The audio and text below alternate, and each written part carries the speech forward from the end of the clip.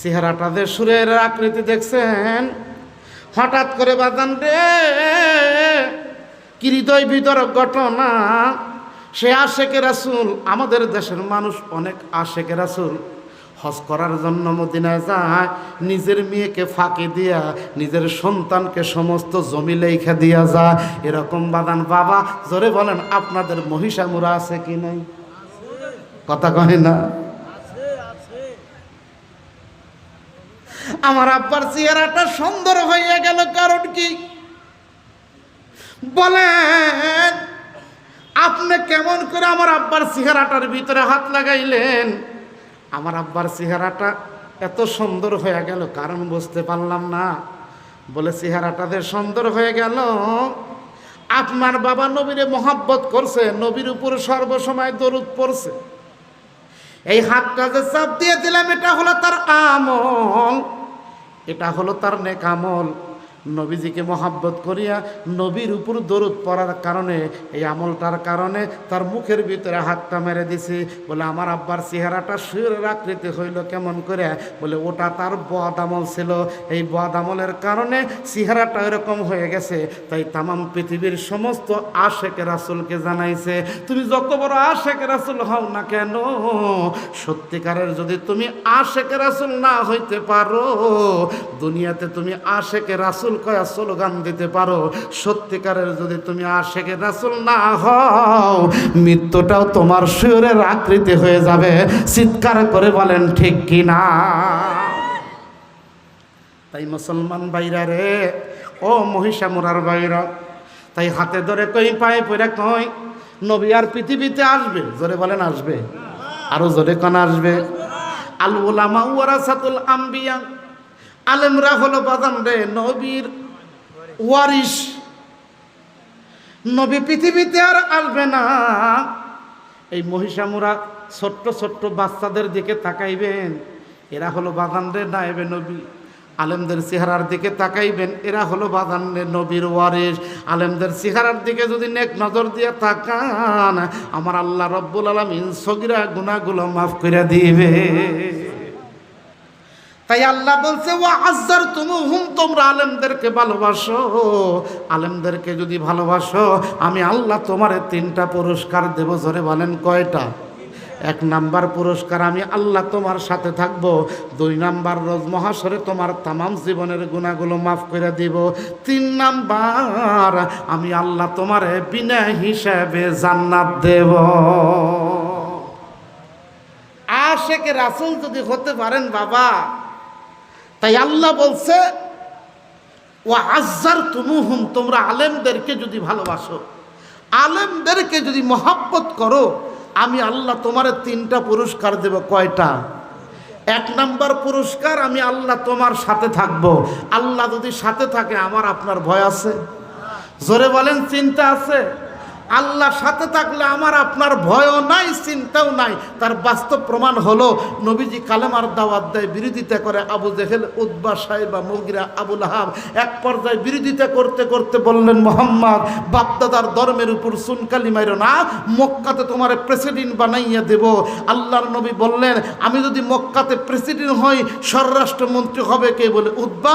তথ্যমন্ত্রী হবে কে? বলে সাইবা। খাদ্যমন্ত্রী হবে কে? বলে আবু জেহেল। বলে দেশের 12টা বেজে যাবে, সব ঋণ আমার কান্দে তুলে দিয়ে বলবে, মোহাম্মদ দুনিয়ার সমস্ত সম্পদ মেরে খাইছে, অতএব আমি মানুষের আইন মানি না, আইন মানি হলো আল্লাহর। সুবহানাল্লাহ কোন? আপনি আইন মানেন কার? আরো জোরে বলেন। যখন বলছে আমি আইন মানি আল্লাহর, তখন আবু জেহেলের মাথায় থেকে নিয়ে পাও পর্যন্ত একবার বাদান বিদ্যুতের মতো শট করছে। দেখলেন মোহাম্মদকে আর দুনিয়ায় বাঁচায় রাখা যায় না। জোরে বলুন, বাঁচানোর মালিক কে? আরো জোরে কন। ওই জামানার বড় সন্ত্রাসী, তার নাম হলো হাবিব ইবনে মালিক। তার কাছে একটা পত্র লেখলো, চিঠি লেখলো, বন্ধু 1000 সৈন্য নিয়ে আপনি মক্কাতে আসেন। বাবার নাম আব্দুল্লাহ, মায়ের নাম আমেনা। দাদার নাম আব্দুল মুত্তালিব, এই মোহাম্মদকে দুনিয়ায় থেকে বিদায় করা লাগবে। আল্লাহর নবীকে মারার জন্য ওই জামানার বড় সন্ত্রাসী হাবিব ইবনে মালিককে যখন মক্কাতে নিয়ে আসলেন, এবার জাবালে আবু কুবাইজের পাহাড়ের উপরে স্বর্ণ দিয়ে বাঁধান আবু জেহেল দুইটা চেয়ার বানাইছে। একটা চেয়ারে বসবে হলো আবু জেহেল, আর একটা চেয়ারে বসবে হলো হাবিব ইবনে মালিক। এবার 1000 সৈন্য নিয়ে এসে যখন বাঁধান ওই জাবালে আবু কুবাইজের উঁচু চেয়ারের উপরে বসছে, বসার সঙ্গে সঙ্গে হাবিব ইবনে মালিক জিজ্ঞেস করলেন, বাবার নাম আব্দুল্লাহ, মায়ের নাম আমেনা, দাদার নাম আব্দুল মুত্তালিব, সেই মোহাম্মদ থাকে কোথায়? মা নাই, বাবা নাই, ইতিম, তার সাথে কেন আপনার বিরোধিতা? আবু জেহেল ডাক দেখায়, বন্ধু এক আল্লাহর কথা বলে। কার কথা বলে? আল্লাহর কথা বলে দেখে বিরোধিতা বলে বলে তাহলে ধরে নিয়ে এসো। কয় এত মানুষ যাওয়া যাবে না। আবু জেহেল বড় চালাক নেতা ছিল, কথা কন ঠিক কিনা? কয় এত মানুষ যাওয়া যাবে না। 4 থেকে 5 জন লোক রাতের অন্ধকারে গিয়া তারে ধরে নিয়ে আসা লাগবে। এখানে এসে কোনো কথা বলা যাবে না, সরাসরি অ্যাকশন। এবার 5 জন সৈন্য পাঠাইছে। গেটের কাছে গিয়া যখন টোকা মারছে, চাষিমা বুঝতে পারছে আমির হামজার বিবি, দৌড়া এসে ডাক দিয়ে বললেন, বাদান মোহাম্মদ, এই মুহূর্তে বাড়ি থেকে বাহিরে হইও না। আমি গোপন সংবাদের মাধ্যমে শুনতে পারছি হাবিব ইবনে মালিক 1000 সৈন্য নিয়ে এসে তোমারে ধরে নিয়ে মেরে ফেলাইব। আল্লাহর নবী ডাক দিয়ে বললেন, চাষিমা আপনি আমার জন্য দোয়া করবেন, আমি একা একা যাব না, আমার সাথে আমার আল্লাহ আছে। সুবহানাল্লাহ। দ্বিতীয়বার এসে যখন টোকা মারলেন, আল্লাহর নবী আস্তে করে ভিতর থেকে বাহিরে হইলেন। 5 জন সৈন্য ঘেরা করলেন, আপনি মোহাম্মদ? বলে হ। কালেমার দাওয়াত দেন? বলে জি। সত্যি কি নবী হয়েছেন? বলে হ। সত্যিকারের যদি নবী হইয়া থাকেন এই মুহূর্তে আপনার সাথে কোনো বিরোধিতা নাই, চলেন যাই আপনাকে নিয়ে যাব। বলে কোথায় নিয়ে যাবেন?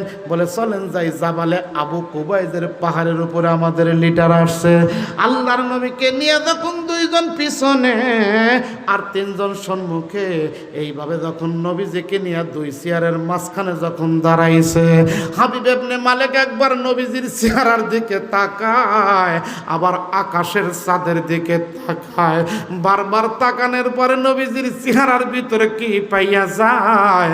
হাবিব ইবনে মালিক বাদান রে স্বর্ণের চেয়ার থেকে লাফ দিয়া দাঁড়ায়া যায়। আবু জেহেল ডাক দেখায়, বন্ধু দাঁড়াইলেন কে? হাবিব ইবনে মালিক ডাক দেখায়, আবু জেহেল রে তোর চোখ নাই তাই তুই দেখোস না? দুধের মধ্যে আলতা দিলে যত সুন্দর দেখা যায়, তার চেয়ে বেশি সুন্দর দেখা যায় ওই নবীর। যেই নবীরে তুই ভাড়া করে নিয়ে আইছে, ওই নবীরে আমার পক্ষে মারা সম্ভব না। আমি আগে নবীরে 2টা প্রশ্ন করব, 2টা প্রশ্নের যদি উত্তর দিতে পারে আমি নবীরে মারব না, ঈমান নিয়ে বাড়ি যাও। 2 নেতার ভিতরে যখন কথা কাটাকাটি শুরু হয়ে যায়, হাবিব ইবনে মালিক ডাক দে বলে, না